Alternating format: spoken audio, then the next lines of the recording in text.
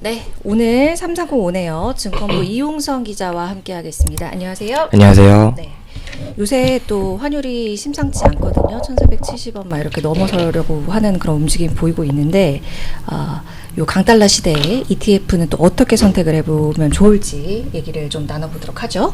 네, 오늘 또 장중에 1,470원이 넘었더라고요. 달러 환율이. 네.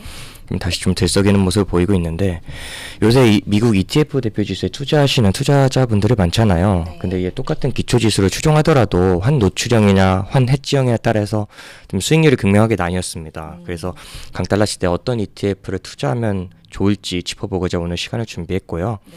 네. 들어가기 전에 말씀드리자면 기본적으로는 환 노출형 ETF고 펀드 명칭명에 H가 붙은 게 환 해지형입니다.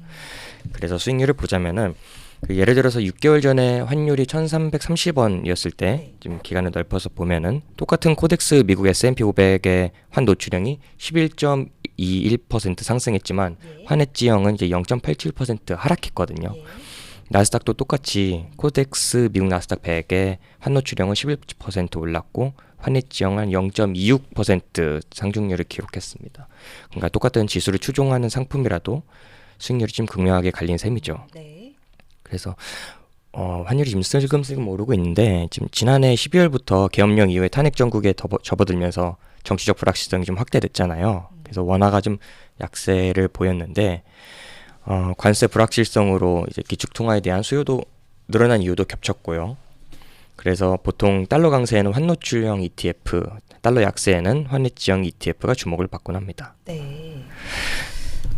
또 우리가 더불어 살펴볼 수 있는 내용들을 좀 볼까요? 뭐 운용 보수 이런 부분에서 좀 다른 부분이 있는 건가요? 네네. 환 해지형 ETF는 운용 보수까지 상대적으로 높아가지고 조금 더 수익률이 낮아 보이는데요. 코덱스를 예를 들자면은 환 노출형은 총 보수율이 0.0062%지만 환 해지형은 0.0099%입니다.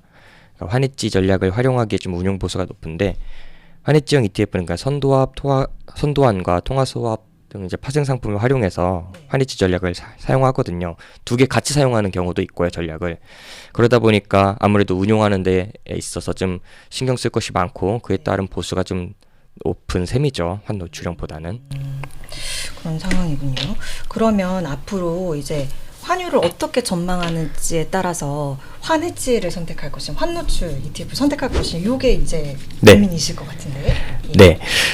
단기적으로 보면은 환 노출형 ETF를 강조하고 있습니다. 달러의 인덱스가 연초 이후 좀 약세 흐름을 보이고 있는데요. 시장이 이제 트럼프 관세 정책에 영향을 받고, 네. 근데 이제 이게 경기 둔화 재료가 아니라 그 협상의 카드로 사용하는 경향이 있었죠. 그리고 유럽의 재정 확장이 될 것이라는 이런 소식에 좀 유로화가 강세를 견인했기 때문에 달러 인덱스가 좀 약세 흐름을 보였는데요. 그러나 좀 우리나라는 좀 다른 모습이에요. 아무래도 정치적 불확실성이 남아있고 탄핵 정국이 좀 장기화되고 있잖아요. 네. 그래서 구조적인 외환 수급 불균형이 동시에 작용하면서 장기적으로는 좀 워낙 약세를 보이지 않을까라는 전망이 우세적입니다. 예. 그래서 조만간 나올 것으로 보이는데, 그 탄핵 심판이 그게 일단락되면은 불확실성 해소 측면에서 일시적으로 좀 환율이 하락하지 않을까라는 생각도 드는데, 일단 첫 번째로는 트럼프발 상호 관세가 지금 내달 곧 이어지고 있죠. 네. 이어질 것이죠. 그러면 안전자산 선호 심리가 이어짐에 따라서 달러의 약세가 좀 드라마틱하게 꺾이기는 어려운 실정이고요. 네. 두 번째로는 이 탄핵 심판이 나오더라도, 어떤 결과가 나오더라도 요번에 보면은 그 탄핵 심판 한덕수 총리 인용한 분의 판사 집까지 찾아가서 이렇게 좀 하시는 걸 보면은 이거를 어떤 결과가 나오든 받아들이는 분이 좀 조심스러운데요. 어쨌든 그런 정치적 불확실성이 이 심판이 끝나더라도 네. 좀 아직 어지러울 것이다라는 좀 전망이 우세적입니다. 네, 그러니까 제가 말을 괜히 했나요? 아니에요. 네. 그래서 네. 미국 대표 지수를 장기적으로 투자하시는 분들이 아마 많을 거예요. 연금이라든가 이런 걸 10년, 20년 장기 투자를 하면은 이러한 단기적 이벤트를 차치하더라도 노출형이냐 해지형이냐 이렇게 좀 고민하시는 분들이 많으실 텐데 결론만 말씀드리면 환노출형에 투자하시면 됩니다. 예. 물론 네. 운용사가 보세요. 물론 운용사가 여러 투자자들의 성향과 수요를 반영해서 해지형과 노출형을 만들었지만 우리가 미국 증시를 투자할 때 미국 경제가 지금보다 더 좋을 것이라고 좀 기대를 하고 투자를 하잖아요.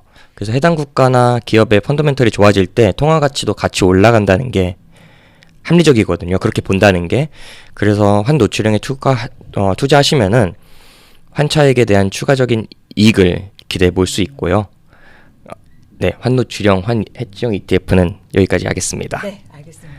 그리고 또 하나 말씀드리자면 제가 예. 주토피아를 좀 기다렸어요. 그러셨어요? 네, 요번에 네, 무슨 말씀? 한 달 전쯤에 삼성전자 제가 얘기를 했고 예. 2주 전에 또 삼성전자 뭐 업황 반도체 업황하고 뭐 차트 이런 거 띄우면서 괜찮다고 말씀을 드렸는데 6만 원을 넘었더라고요. 네.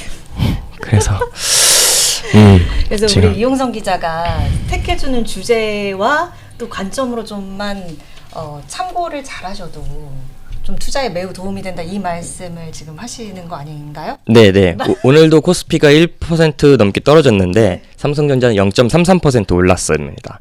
그리고 어제 삼성전자가 인도에서 좀 관세 회피험이 한 9천억 원인가 뭐 과징금 벌금 네. 물수있다고 이런 소식이 악재가 겹쳤는데도 올랐어요. 네. 그래서 제가 계속 말씀드리는데 악재가 시장에 너무 많이 나오면은 크게 흔들리지 않습니다. 그럴 때 오히려 작은 호재만으로도 좀 주가가 급등하는 경향이 있거든요. 네. 그래서 언제까지 이거를 보유하시면 되냐, 언제까지 사시면 되냐라고 네. 하신다면 주변 심리적 지표를 이용하시면 됩니다. 주변 주변에서 이제 너 삼성전자 안 샀어? 라고 이거 바보야라고 소리가 곳곳에서 들리면은 그때 이제 다시 한번 포지션을 잡아 가시는 게 좋을 것 같습니다. 네. 그리고 또 뭐 해주실 말씀 있으세요? 저희 이제 2만 구독자 얼마 안 남았거든요. 2만 구독자가 되면은 저희 거의 뭐 첫 방송 해주셨던 우리 이용성 기자 아니신가? 맞아요. 그쵸? 저희 주토피아 340네요 첫 출연 해주셨었는데. 네, 맞습니다. 네. 그랬던 걸로 기억하는데요. 2만 구독자가 나오면은 네. 되면은 그거 뭐지? 이렇게 거는 거 2만 구독자. 뭐 공약 구독자 이벤트 네. 이 개인 공약 거실 생각 있으신가요? 좀 더 생각해 보겠습니다. 사실 뭐 ETF로 네. JPQ 어떻게 생각하냐고 물어보신 거예요. 제 JEPQ 어떻게 생각하냐고. JEPQ요. 어디 있죠? 저도 한번 찾아보도록 하죠. 저도 예. 채팅창에 남겨주셨는데 이게 뭐 JP 모건에서 하시는 것 같은 배당 성장주 프리미엄 인권 나스닥 주식. 네네. 요거 배당주 관련해서는 커버드콜 관련해서는 제가 한번 언급드린 적이 있는 것 같은데 과거 영상에서 제가 준비해가지고 좀 추가해서 좀 말씀을 드리겠고요. 저희 또 이 지금 물어보신 매도는 예술이다님이 최근에 좀 저희랑 같이 해주고 계신 구독자님인데 매번 라방에 오세요. 아, 네네네. 그래서 우리 이용상 기자가 또 이렇게 질문 들어오는 거는 추가적으로 취재 더해서 아주 심화된 내용으로 도움되시게끔 준비를 해오거든요. 네네. 다음 시간에 한번 그렇게 정리를 좀 해주시면 그 내용도 전달을 드리는 걸로 하죠. 알겠습니다. 네, 또 말씀 주실 거 있나요? 없습니다. 네, 알겠습니다. 오늘 또 깔끔히 이용상 기자 함께했습니다. 고맙습니다. 감사합니다.